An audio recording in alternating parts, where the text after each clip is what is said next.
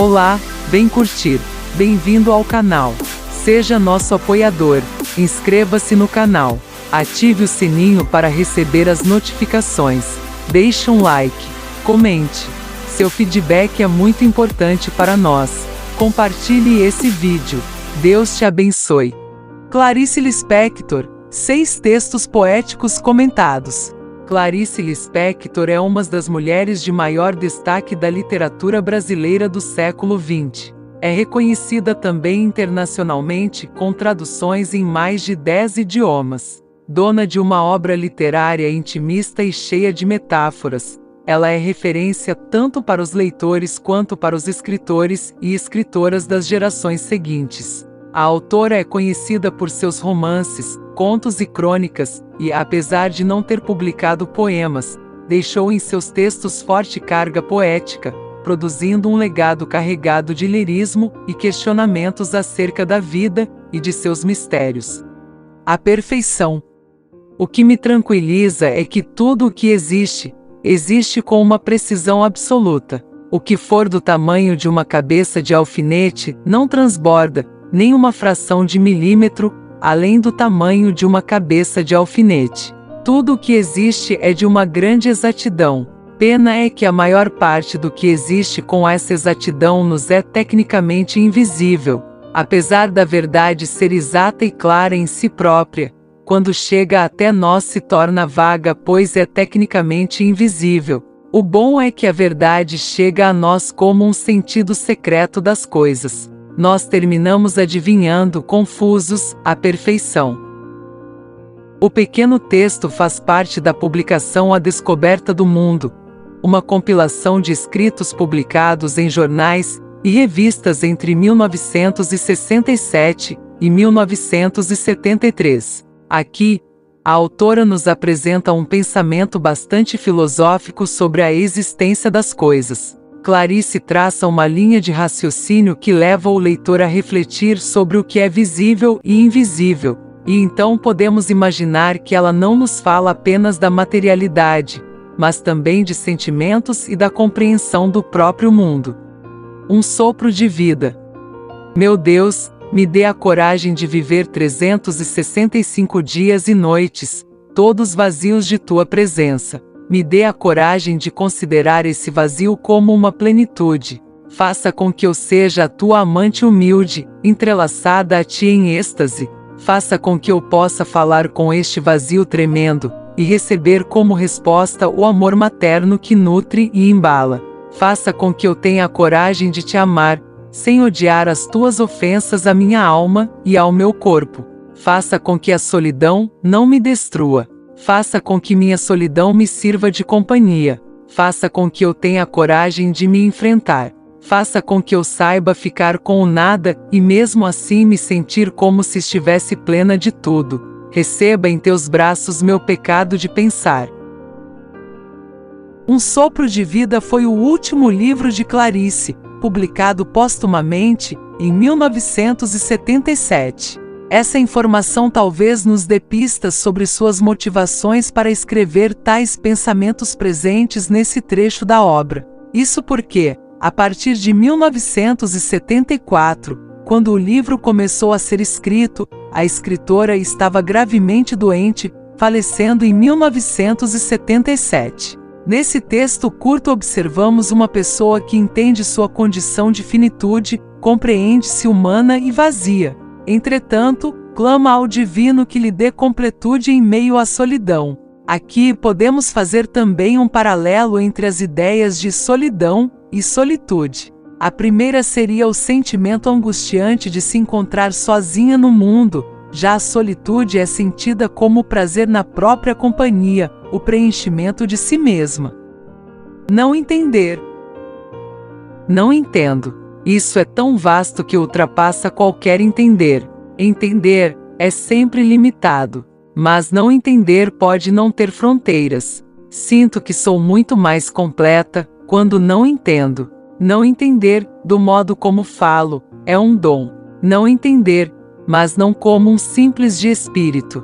O bom é ser inteligente e não entender. É uma bênção estranha, como ter loucura sem ser doida. É um desinteresse manso, é uma doçura de burrice. Só que de vez em quando vem a inquietação. Quero entender um pouco, não demais, mas pelo menos entender que não entendo.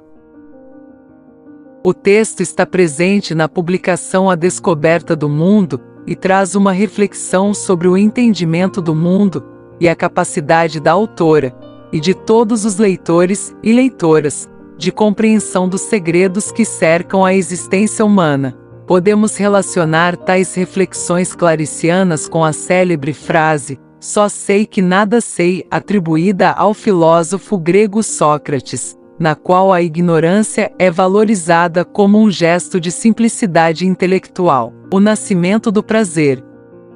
O prazer nascendo dói tanto no peito que se prefere sentir a habituada dor ao insólito prazer. A alegria verdadeira não tem explicação possível, não tem a possibilidade de ser compreendida e se parece com o início de uma perdição irrecuperável.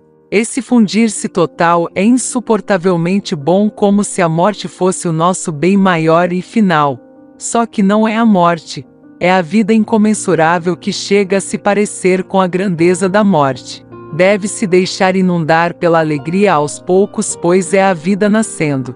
E quem não tiver força, que antes cubra cada nervo com uma película protetora, com uma película de morte para poder tolerar a vida. Essa película pode consistir em qualquer ato formal protetor, em qualquer silêncio ou em várias palavras sem sentido, pois o prazer não é de se brincar com ele. Ele é nós.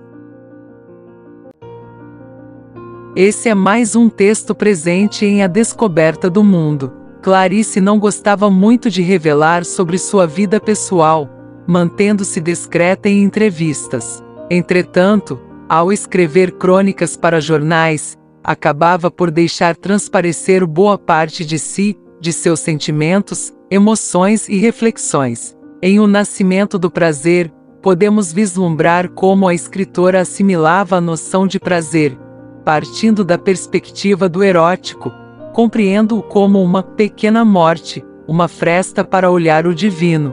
Pertencer. Um amigo meu, médico, assegurou-me que desde o berço a criança sente o ambiente, a criança quer. Nela o ser humano, no berço mesmo, já começou. Tenho certeza de que no berço a minha primeira vontade foi a de pertencer. Por motivos que aqui não importam, eu de algum modo devia estar sentindo que não pertencia a nada e a ninguém. Nasci de graça. Se no berço experimentei esta fome humana, ela continua a me acompanhar pela vida afora, como se fosse um destino, a ponto de meu coração se contrair de inveja e desejo quando vejo uma freira. Ela pertence a Deus, exatamente porque é tão forte em mim a fome de me dar a algo ou alguém, é que me tornei bastante arisca. Tenho medo de revelar de quanto preciso e de como sou pobre. Sou, sim, muito pobre. Só tenho um corpo e uma alma, e preciso de mais do que isso. Com o tempo, sobretudo os últimos anos, perdi o jeito de ser gente. Não sei mais como se é. E uma espécie toda nova de solidão de não pertencer começou a me invadir como eras num muro. Se meu desejo mais antigo é o de pertencer, por que então nunca fiz parte de clubes ou de associações? Porque não é isso que eu chamo de pertencer. O que eu queria, e não posso, é, por exemplo, que tudo que me viesse de bom de dentro de mim, eu pudesse dar àquilo que eu pertenço. Mesmo minhas alegrias, como são solitárias às vezes. E uma alegria solitária pode se tornar patética. É como ficar com um presente todo embrulhado em papel enfeitado de presente nas mãos, e não ter a quem dizer: tome, é seu, abra-o. Não querendo me ver em situações patéticas, e por uma espécie de contenção, evitando o tom de tragédia, raramente embrulho com papel de presente os meus sentimentos. Pertencer não vem apenas de ser fraca e precisar unir-se a algo ou a alguém mais forte. Muitas vezes a vontade intensa de pertencer vem em mim de minha própria força. Eu quero pertencer para que minha força não seja inútil e fortifique uma pessoa ou uma coisa. Quase consigo me visualizar no berço, quase consigo reproduzir em mim a vaga e, no entanto, premente sensação de precisar pertencer. Por motivos que nem minha mãe nem meu pai podiam controlar, eu nasci e fiquei apenas nascida. A vida me fez de vez em quando pertencer, como se fosse para me dar a medida do que eu perco não pertencendo. E então eu soube: pertencer é viver. A crônica Pertencer foi publicada em um jornal em 1968.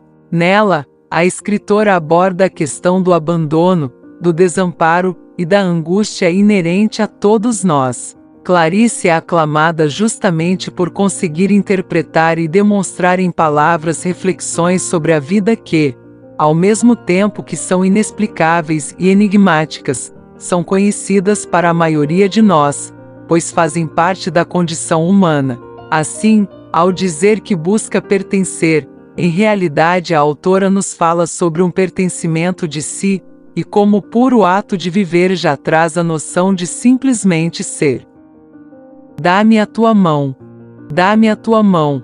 Vou agora te contar como entrei no inexpressivo que sempre foi a minha busca cega e secreta. De como entrei naquilo que existe entre o número 1 e o número 2, de como vi a linha de mistério e fogo, e que é linha subreptícia. Entre duas notas de música existe uma nota, entre dois fatos existe um fato, entre dois grãos de areia, por mais juntos que estejam, existe um intervalo de espaço, existe um sentir que é entre o sentir e nos interstícios da matéria primordial está a linha de mistério, e fogo que é a respiração do mundo, e a respiração contínua do mundo é aquilo que ouvimos e chamamos de silêncio.